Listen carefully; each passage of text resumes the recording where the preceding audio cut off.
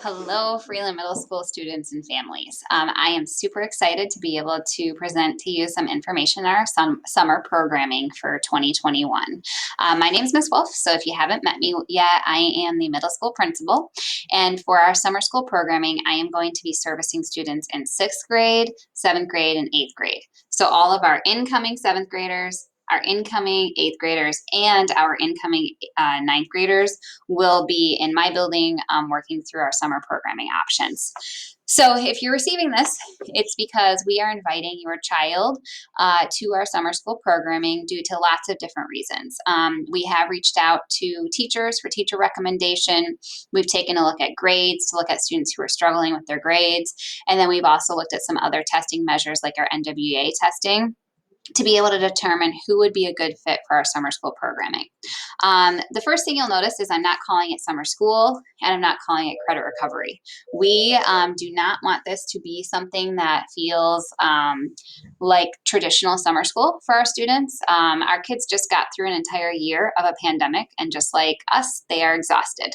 And so instead, we are actually creating more of a almost like camp-based educational environment for students, and we're super excited about it because hopefully our kids will enjoy this experience and learn what they need to learn to be able to be successful in the next grade. So I'm going to go through some of the details with you. So our summer program is going to engage students in what we call place-based learning opportunities. A place-based learning opportunity is when we actually physically go to a space within the community and learn about the space. So let's say we do a field trip to Pat's on a Monday. We go to Pat's, we learn about purchasing, we learn about sales, we learn about the inner workings of Pat's in terms of like how they do shipments and how the entire store functions and how they work their hardware versus their dollar store versus their grocery. And we come back, and on Tuesday and Wednesday, we take all the things we learned about at that place and we apply them to our math and English skills. So the focus is going to be on math and English, but we're going to embed tons of disciplinary work. So you may have some kinesthetic learning, which is like movement-based learning. We may have some cooking that happens after our visit at, let's say, Pat's. We may have some various science instruction that happens, but the core focus will be on building those math and English skills, because we know if we can really get those foundations in reading, writing, and math, we will be more successful in terms of our competencies outside. So in terms of the last part of each week, we will have social, emotional, and kinesthetic learning happening. We are actually partnering with the Sports Zone. And so on Thursday and Friday each week, our students will go to the Sports Zone. They will focus on SEL work, so just building community again with our kids who have struggled with community over the last year and a half due to the pandemic, and also kinesthetic movement-based learning. So having intramural competitions, doing lots of games, just things that we know our students have missed out on because of restrictions from the pandemic.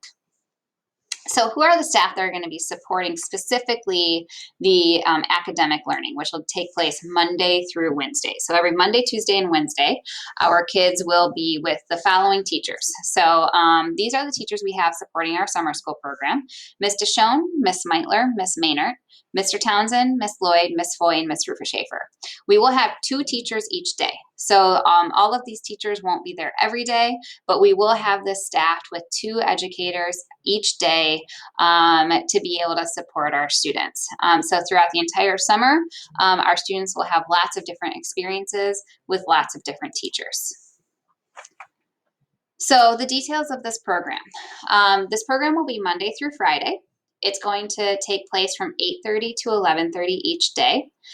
We are going to have the field trip Mondays, classwork Tuesdays and Wednesdays, and then sports zone activities Thursday and Friday. That is going to be actually at the sports zone, not here on site. The cost is free, so there is no cost to this program. We want to serve our students and don't want any cost to be a barrier.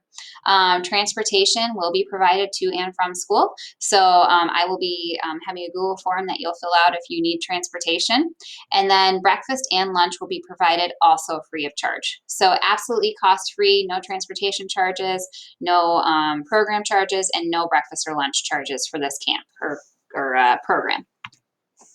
So the format, this is probably the most complex part, so if you have questions, certainly let me know.